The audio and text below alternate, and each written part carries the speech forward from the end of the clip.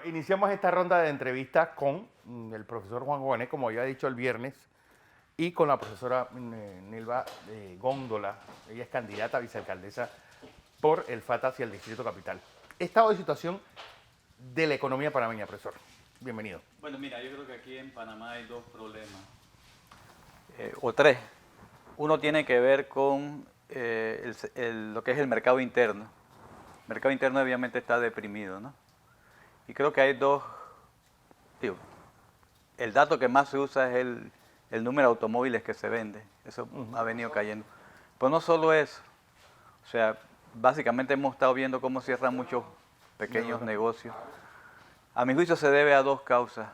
Uno es que la participación de los salarios en el Producto Interno Bruto ha caído casi que en 10 puntos porcentuales. Eso no significa que no hayan subido. Los salarios tampoco han subido al mismo ritmo que es la productividad. Y por otro lado, digamos, se ha ido incrementando el endeudamiento de la población. Es lo que le iba a decir. Uno, estamos viviendo, y eso quiero también reiterarlo con la candidata a vicealcaldesa del FAT, estamos en una de las ciudades más caras del continente. Dos, unos salarios que cada vez cunden menos. Y tres, y uno lo ve con el porcentaje de aumento que tienen las tarjetas de crédito. Ya incluso la gente está usando las tarjetas de crédito para hacer supermercado de comida. Es decir, ese es el nivel de calentamiento que está teniendo el crédito en nuestro país. Es que con tarjeta de crédito ahí es claro, la gente paga para volverla a usar. Claro. Ya no produce un consumo adicional, sino el mismo consumo, y hasta un poco reducido porque hay que pagar los intereses. No hay que pagar los intereses, que son muy altos. Así es.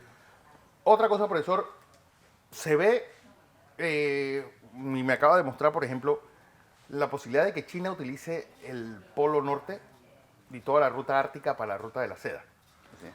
Esto en medio de la incertidumbre que hay con una guerra económica con Estados Unidos, lo cual juega en contra del Canal de Panamá. Bueno, mira, nosotros acabamos de hacer un estudio econométrico sobre el tema y hay algo que los panameños tenemos que ver de no quedarnos solo en el transitismo. Uno es el siguiente.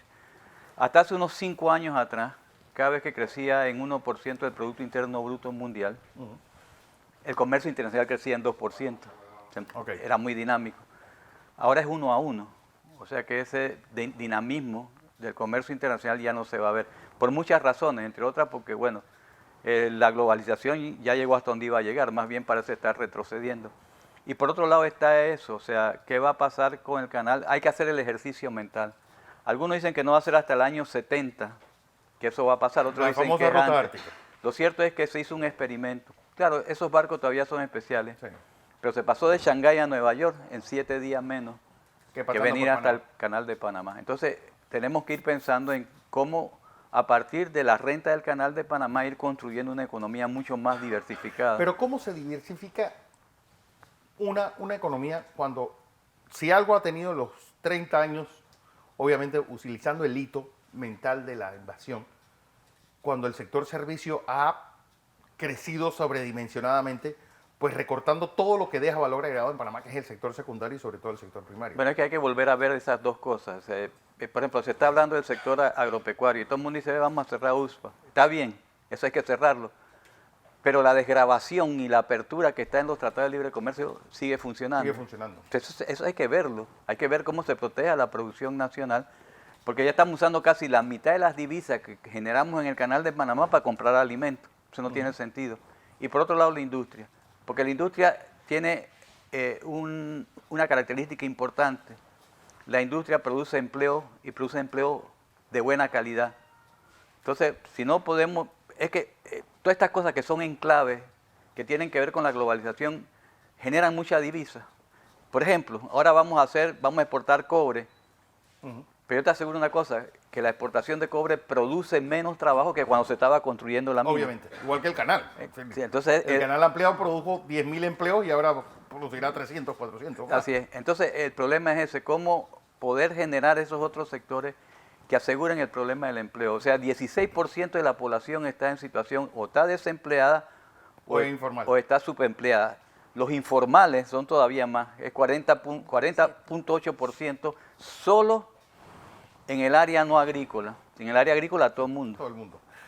Profesora Góndola, una ciudad capital que yo creo que representa muy bien el cosmos del país.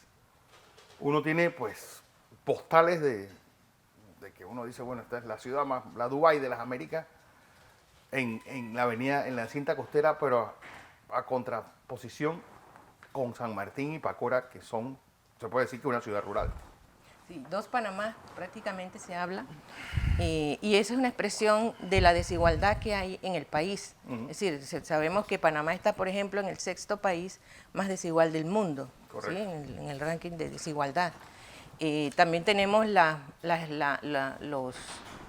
los rankings más negativos que podemos tener, es decir, la ciudad más cara, la población peor alimentada, ¿sí? Tenemos desnutrición, tenemos muertes por tosferina, es decir, hay una situación, una condición de exclusión en la sociedad panameña. Y esta exclusión es mucho más marcada, es muy marcada a partir de la aplicación de políticas neoliberales que han desarticulado el agro, la industria, el sector primario, secundario, y que ha generado mayores condiciones de pobreza, condiciones de exclusión en educación, en salud, los procesos de privatización. Eso se expresa en la ciudad de Panamá, en el distrito, mejor dicho. Nosotros tenemos un centro.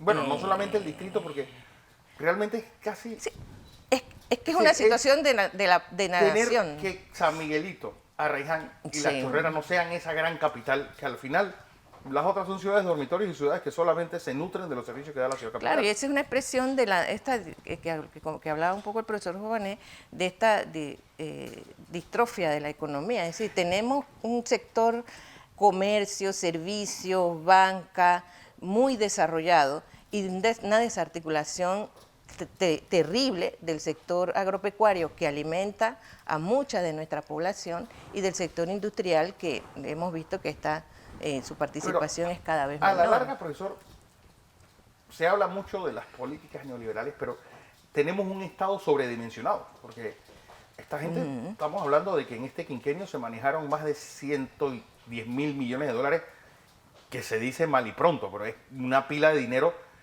que creo que con la mitad de eso era para resolver todos los problemas que tiene el país en educación, salud, seguridad y agua. ¿Dónde está entonces el cuello de botella que hace que esto no sirva? Bueno, yo creo que hay dos problemas. Uno es la corrupción, evidentemente. O sea, que una parte de ese dinero se fue en sobreprecio.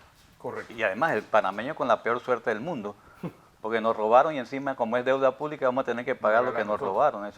Pero, ¿verdad? La otra cosa es que en este país solo hemos hecho infraestructura física. No estamos haciendo la otra cosa, que es la infraestructura social. Por ejemplo, hay unos datos que yo te quisiera dar. A ver. El Banco Mundial hizo, ¿verdad?, lo que se llama el índice de capital humano. O sea, que en el fondo ese índice dice lo siguiente. Ese índice lo que dice es cuánta oportunidad tiene un niño que nace hoy de aprovechar todas las oportunidades que él tiene en la vida. Claro. En Panamá eso va de 1 a 0. Sí. En Panamá es 53. Eso significa que un niño que nace, un niño panameño, que nace hoy día, solo tiene la mitad de sus posibilidades en su vida futura. No, y si nace en la comarca, bueno, casi cero. cerca de Casi cero. cero. Porque este es un promedio. Y ahí viene el problema. Se sabe que en América Latina, un joven, para tener aproximadamente el 90% de probabilidad de no caer en pobreza, tiene que estudiar por lo menos 12 años. Estar 12 años terminar toda la secundaria. en la educación y con la calidad adecuada. Bueno, a mí yo me caigo para atrás cuando me pregunto yo mismo y busco las estadísticas de qué porcentaje de los muchachos que están en edad de estar en esos años, $250,000, ¿eh? en media, ¿verdad? ¿Cuántos muchachos, digamos, no están asistiendo a la media teniendo la edad para estar en la media? Bueno, solo el 53% lo está haciendo. O sea que aproximadamente el 46% de los muchachos que debían de estar en la media, por la edad que ellos tienen, no están asistiendo. Es decir, 242,000 ninis acá. Exacto. Nacer en mujer indígena es casi un boleto Para la pobreza. para ser pobre del resto de tu vida. Pero ahí está el problema, porque digamos, aquí muchos hablan, sobre todo los sectores económicamente dominantes, todos, cuando uno le pregunta, ¿y qué hay que hacer? Todo el mundo dice, no, la educación. Sí, pero eso se va a ver en No, 20 años. la ley panameña dice que es 4% del PIB del año anterior, Ok. porque eso es lo que dice la ley. En el 2018, la cifra que nosotros tenemos, el gobierno actual solo llegó a 3.8%. Y como te dije el viernes, acá, al lado nuestro, Costa Rica, 7%. que no tienen canal, gastan el 7%. Te están invirtiendo en una cosa que hoy se dice lo siguiente, con la robotización, si no atendemos bien el problema, todos los empleos de esos medios que son rutinarios se van. Entonces solo van a quedar dos tipos de empleos. Para los pobres, esos empleos de muy bajo nivel, el tipo que está barriendo, ¿verdad? Y los que tengan una muy buena educación, que ya sabemos quiénes son, entonces tendrán los empleos de calidad. El resto de la población va a ser una población flotante si no resolvemos este problema. Pero hay un tema- ¿cuándo empieza ese reloj de arena? ¿Cuándo le dimos la vuelta? Es decir, ¿hasta cuándo podemos? Porque hemos pasado posponiendo esto. ¿Es el próximo gobierno realmente la última oportunidad que tenemos para que el Panamá dual se convierta no solamente en dos países, sino en dos planetas distintos? Y mira, yo creo que en este 2019 es la oportunidad de realmente generar los cambios. Es decir, es el momento en el que se hay la posibilidad de que salgamos de esta situación que ya es insostenible. Es decir, ya estamos viendo cómo indicadores sociales, problemas de salud y demás están afectando y acabando con poblaciones. Entonces, para hacer estos cambios se necesita prácticamente un cambio estructural en la economía. Es decir, nosotros, además de estos que hemos mencionado, por ejemplo, el tema del gasto público, el presupuesto se está yendo en altos salarios, no en resolver problemas sociales. Es decir, magistrados, diputados, ministerios, es decir, se ha ido avanzando en cuanto a salarios. Pero, profesor. Y tenemos también el tema de la cuestión impositiva, es decir, hay un proceso en el que quien más gana proporcionalmente está pagando menos impuestos y quien está cargando la carga, valga la redundancia, de impuestos, son los trabajadores. Porque al contrario, se ha aumentado. La verdad es que son pocos lo que... Y cuando tú ves, por ejemplo, lo que mencionaba el profesor Giovanni aquí, el tema de la mina, por ejemplo, en Donoso, sí.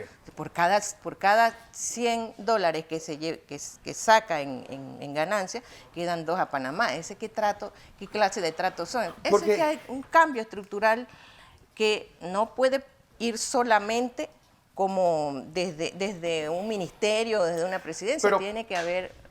Y ahí quiero hacerle una pregunta a los dos, porque está aspirando a ser autoridad en un distrito. Sí. Y realmente es vergonzoso que el distrito de Donoso siga teniendo las mismas estadísticas de 1993, cuando ese municipio debe haberse llevado más de $25 millones en los últimos, solamente en impuestos directos, en los últimos 20 años. Y ahora, perdona, distrito Omar Torrijos. Bueno, que hicieron que es un enclave prácticamente. Que esa es otra.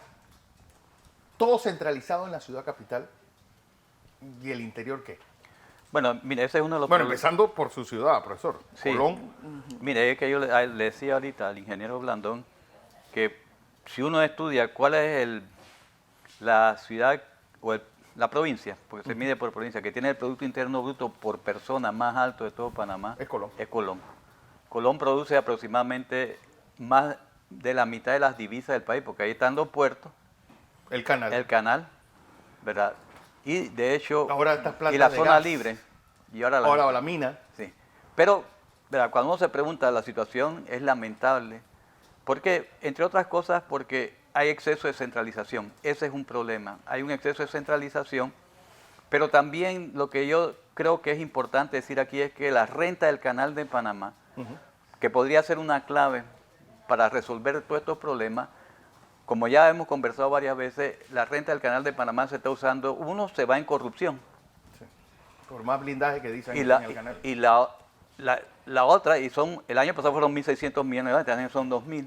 ¿Cuántos problemas se puede resolver con eso? Y la otra cosa es que aquí, por el sistema impositivo que tenemos, para recordarle a los oyentes que Panamá está por debajo del promedio de impuestos que se le cobra a las personas de más altos niveles de ingresos en toda América Latina. Entonces, digamos, uno llega a la conclusión de que una parte de esa renta se está usando precisamente para que los ricos no paguen impuestos. Entonces, digamos, lo que debía ser un complemento a la capacidad del Estado de resolver los problemas sociales, simplemente se convierte en eso. Imagínense, si nosotros usáramos eso de verdad para dárselo a la educación, a la salud y a la seguridad social, estaríamos creando esa infraestructura social que le hace falta al país. Pero es que, a la larga, profesor, y uno ve en los candidatos desde hace unas par de elecciones, la pérdida del respeto al dinero aquí. Es decir, la gente habla de miles de millones de dólares. A mí me decía un colombiano como allá hablan de millones y miles de millones de pesos.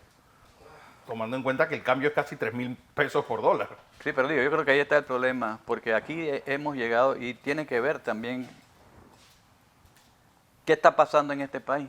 Lo que está pasando en este país es que en el fondo aquí lo que domina es una mentalidad que hay que enriquecerse, y cuando uno pregunta ¿y cómo me enriquezco? Lo que se le enseña a la gente es a acomodar el lugar. Pero la productividad Es es que algo que siempre se evita. La productividad no solamente en el trabajador. Nosotros no solamente nos medimos la productividad en los empleados públicos, en los profesores, en los doctores, ¿sabes? Todo el mundo.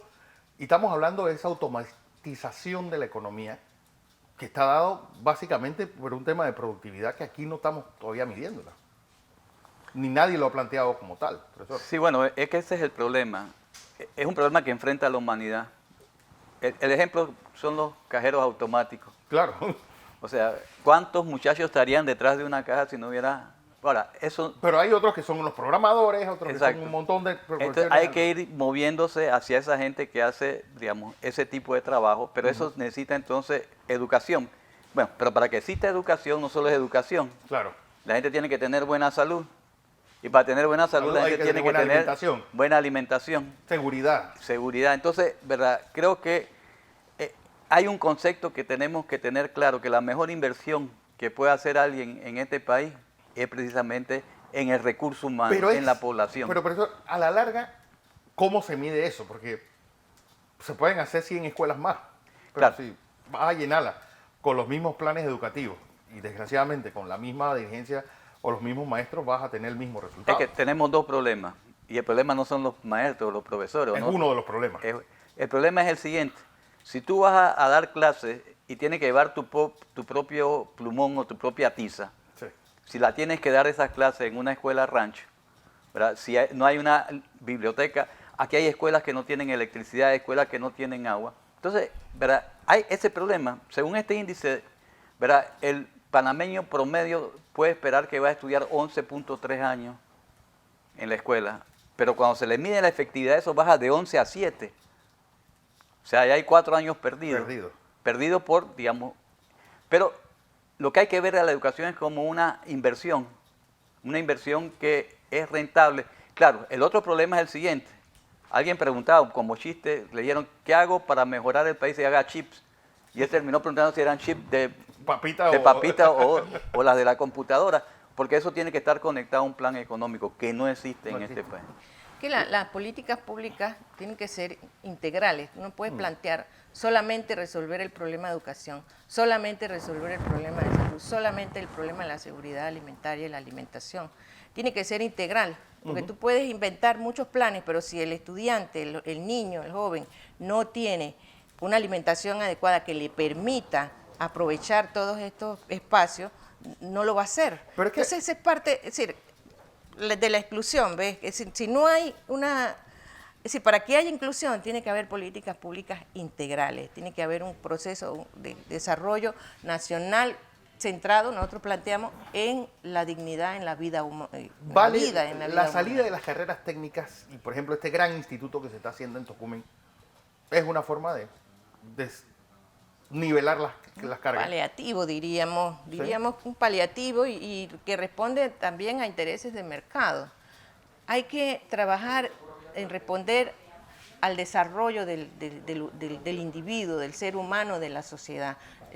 Se ha venido por mucho tiempo respondiendo a intereses del mercado, un mercado que no tiene orden, es decir, una economía planificada en que el Estado pueda intervenir ayuda a que tenga una mayor integralidad. Pero esa intervención del Estado, profesor, a la larga no es la que llevó al sector agrícola donde está, con una política distinta cada año, de la gota al mar, de arroz ahora es maíz, ahora vamos a caña de azúcar, ahora, ¿sabes? Y que era un disparate que tuvimos 20 ministros en 30 años de Ahora, los cuales cada uno tuvo una política distinta. yo creo Respondía al mercado. Lo siguiente, Respondía mira, al mercado. volviendo a la educación, ¿por qué es importante el plan?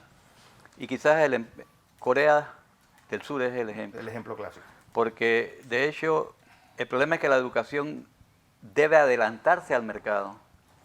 Bueno, Singapur más bien que Corea. Sí, porque esos tigres asiáticos. el problema es, el caso de Corea, cuando usted se pregunta, después de la Segunda Guerra Mundial, Ujú, ¿qué podían exportar los coreanos? Exportaban cabello humano, sí. hacían pelucas con el pelo de la Corte mujer. pelo de las muchachas. Y usted va a ir al puerto aquí y hay, esas grúas de pórticos son hechas en Corea. Porque ellos decidieron lo siguiente, dos cosas. Decidieron no ser nunca jamás de nuevo una colonia en Japón. Aquí ya había una cosa que... Había por lo menos un norte. un norte nacional. Y en segundo lugar dijeron, bueno, nosotros queremos hacer equipo pesado, queremos hacer vehículos. Sí, industria pesada. Entonces agarraron la educación y la combinaron con su plan. Más aún, el Estado, y eso no se dice, pues dice, no es que se abrieron al mercado mundial. Sí, No. pero el Estado en principio apoyó a sus empresas. Pero sí mismo hizo Japón. Digo, ese es el modelo El de modelo a Japón. seguir. Ese es el modelo de Japón, que algunas personas dicen que incluso los chinos han empezado o han, a su manera, pues, utilizado este Profe, mecanismo. por otro lado, es decir, estamos nosotros dispuestos a tener jornadas escolares de 8 horas. Estamos nosotros dispuestos a que, bueno, no sé si usted lo vio en el libro anterior de Oppenheimer, explicando cómo es la jornada diaria de un muchacho en Corea del Sur. Es decir, nosotros estamos dispuestos realmente a que nuestros muchachos, es decir, el sacrificio, dar ese sacrificio, tomando en cuenta que el PIB para educación es del 12.8%. Bueno, ahí está el problema. Y además ese muchacho tiene que tener la seguridad que cuando hace todo eso no va a quedar desempleado. No. Que cuando él hace eso no va a ser explotado, sino que va a progresar en su vida. Yo creo que en el fondo, como yo veo las cosas en este país, después de las elecciones vamos a tener lo siguiente. Vamos a tener... Empezar el ciclo de nuevo. Es que esto es como No, el que abre un hueco en el mar, se le llena de agua y sigue excavando. Vamos a tener lo siguiente, vamos a tener, ¿verdad?, el intento de una parte de su vida de jubilación, de equiparar a las mujeres, de transformar la educación a su manera, Claro. porque la educación también es para ser ciudadano. Correcto. Y yo creo que ahí va a haber una posibilidad, Fernando, pero yo creo que ya están tocando cosas muy profundas. O sea, cuando hay gente que está dispuesta en este país a equiparar a la edad de mujer, del hombre y la mujer, a 65 años, y después irla subiendo paulatinamente hasta 70, con las condiciones de salud que hay en Panamá, bueno, yo creo que va a haber una población que va a empezar a entender claramente que quizás es lo que hace falta, o sea, porque es fácil aquí, pues técnicamente decir, bueno, hay que hacer educación y hasta nos metemos con el pensum, pero lo que hay que ir creando es esa base social que sea el sostén de ese plan alternativo, de esa visión alternativa que pueda realmente hacer esto que estamos diciendo, ¿verdad? Porque es cuando los pueblos se inspiran, hacen esas cosas, ¿verdad? Además, si vamos a hacer 8 horas de educación, hay que pagarle al profesor para que esté 8 horas. No que el profesor que le pagan tan poquito que primero tiene que ir a una escuela, después va a otra, después trata de conseguirse una pequeña cátedra en la universidad. Entonces digo, eso no es así. Es decir, y siempre se habla de los países nórdicos, la profesión mejor pagada en uno de esos países es... Pero vamos a ponerlo así, los países es nórdicos tuvieron la fortuna de distribuir riqueza, no pobreza. Bueno, es que... El problema de aquí es que nosotros queremos... pero es el caso de Suecia. Son dos diálogos casi de sordos, donde unos exacto. pretenden pues convertir esto solamente en lo que es el caso de mercado Suecia. dice. Suecia era un exportador de madera. Sí. Hasta que un día se ponen de acuerdo y dicen, ¿por qué no producimos maquinaria para trabajar la madera? Ahí empieza el desarrollo de Suecia. O de Finlandia, que es el caso de... Pero encima, bueno, Sí. problemas infinitos a presupuestos finitos. Perdón, a presupuestos finitos. Sí, Profesora. es un presupuesto finito sobre la base de una sociedad que tiene mucha riqueza y mucha riqueza concentrada. Esa concentración de la riqueza hay que distribuir y se distribuye, uno, atacando la corrupción, dos, con el tema del impuesto progresivo, es decir, quien más gana, más paga. ¿Sí? No puede seguir sobre las espaldas del pueblo panameño el tema tributario, ¿sí? Del más pobre. la corrupción se habla del 20% del presupuesto se va en corrupción. Sí. Las riquezas del canal deben revertir a la población, no utilizarse para negociados. Es sospechosa, por ejemplo, y criticada los nombramientos que están para las nuevas designaciones para la ACP. Eso nos indica que realmente ahí hay un tema. Ahí está el botín. La entrega de los recursos naturales no puede seguirse dando. Los recursos naturales del país para despojo de los recursos a la población. Bueno, entonces, yo creo que hay mucho más que hablar y esto va a ser un tema que vamos a tener recurrente en esta campaña porque yo creo que el tema económico, profesor, va a ser uno de los 3 ítems más importantes de la próxima campaña. Así que, profesor Cobanela, la profesora Góndola, gracias por estar conmigo. Góngora. Vamos a Góngora, perdón. Góndola, está diciendo Góndola, confundiéndola con el profesor Góndola. Es verdad que usted es la suplente del profesor Diógenes. El profesor Diógenes Sánchez. Sí.